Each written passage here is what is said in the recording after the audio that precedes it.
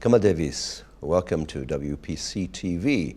You are Vice President of the Brookings Institution, a very, very distinguished think tank in Washington, D.C., and you're also a very distinguished former Finance Minister of Turkey. I was very interested by your remarks in the panel just now on the euro crisis in general. And it seemed to me that you were blaming, I think perhaps rightly, the northern Europeans for not doing enough to, if you like, save the southern Europeans in this crisis. There's an imbalance. Have I understood you correctly? I think so. I mean, I wouldn't use the word save because I think the southern Europeans have to do a lot themselves, and that is absolutely also my view, and I accept that. I think many of them know that and so on. However, when there is a major imbalance, as we saw in the debate between the US deficit and the Chinese surplus, where the US always said to the Chinese, reduce your surplus, let your real exchange rate, wages go up, increase your consumption. And everybody agreed with that. The economists were unanimous that that was the right way to do. Well, there's a parallel to this within Europe. When Northern Europe, including the Scandinavian countries, has more than a $500 billion surplus, then I think its contribution to resolving the imbalances should be to let incomes and wages go up, not necessarily transfers to the South. You see, in the minds of the German voter, I think this is being not clearly explained. I'm not saying Germany should bail out the South and should ship over a lot of resources and taxpayers' money to the South, but I am saying that Germany and other northern countries should let their economies expand more rapidly. Inflation would be good in the north, you think? Wage growth and somewhat higher inflation. I mean, if Europe wants to have a 2% roughly overall inflation, there is deflation now in the South, yes. Then of course, you know, price rises based on wage increases also have to be somewhat higher in the north. But real wage increases, even if prices don't go up, will increase the purchasing power there, will increase imports, and will help resolve the problem. Do you think in a way that the crisis is defined by a cultural problem, in that Germany, the Germans, the paymasters of Europe, as it's always said, don't want to bail out feckless southerners and so on. I mean, but the problem is they're demanding reforms and austerity packages which are really so severe that they will cause really a counterproductive social effect. I think that's very true. Of course, you know, the details are important. The South is also very different. Spain had a very solid budget situation. It was the banks and the private sector lending that landed in the problem.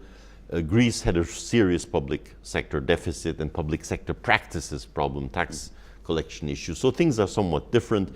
And I do want to underline that the South has to make reforms, as you know, as we did in Turkey in the past, as other countries, Brazil did, emerging markets did. I think there are real reforms needed in the South. However, one should not underestimate social sustainability issues. In financial circles, in banking circles, unfortunately, many times in economic discussions, all the attention is on financial sustainability. But there is such a thing as social and political sustainability. If we reach the limit of that, the neo-Nazi party in Greece is polling 15% from 0.3. Yes. Germany, of all countries, should know that. Mass unemployment leads to terrible political extremism. So I'm not as optimistic, unfortunately, as some of the speakers.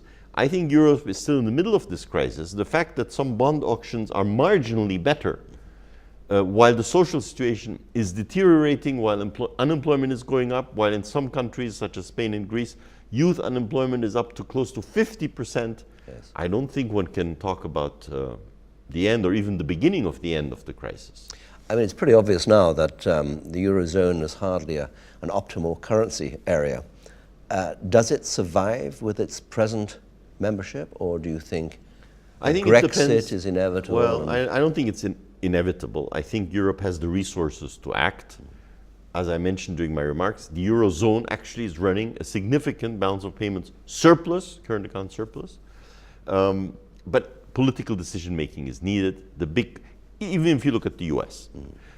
Could we think of the state, I'm just saying it by, Kentucky or Mississippi as having its own banking system backed by Mississippi Deposit insurance? No. Yeah. Nobody would put their money in a bank Sure. backed by Mississippi deposit insurance, okay? So even the US, one could say, is not an optimal currency union in some ways. I mean, it's better than Europe. Yeah. You need more labor movements, which you have in theory in Europe, but in practice, culture and language factors are slowing it down. And you need some solidarity. You need some social safety net that's Europe-wide.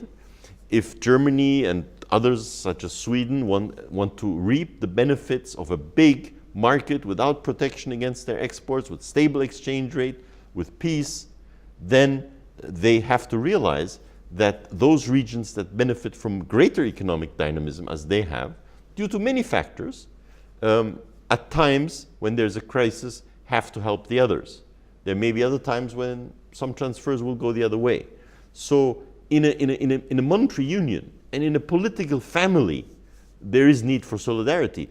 If you don't believe in that solidarity at the end of the day, if you don't believe that it's a win-win situation to be together, I'm afraid you shouldn't be. I think the Europeans will realize that. I think the crisis is now touching Germany for the first time in the last 3-4 years seriously. I think Europe will pull together, but it will need political leadership, and it cannot wait this and that election for this or that election. Well, I was tempted to finish there, but actually, the final question. You mentioned the elections. I mean, Chancellor Angela Merkel will be running for re-election in, I suppose, probably September next year. Yeah. Can we wait that long? If you were the Chancellor, what would you do? Well, I certainly wouldn't wait for action till September. I realize every democracy takes time. I mean, the US, takes a lot of time to resolve its issues, but it has a central bank that can act very fast, which is not the case in Europe. Germany is crucial, France is crucial, the reforms efforts in the South is crucial. I think the German Chancellor can enter history as the person who had a major part in saving the European project, or she can enter history as the one who messed it all up. I think that's a choice she has. Well, we'll soon know the answer. Thank you very much, Kemal Dervis. Thank you. Thank you.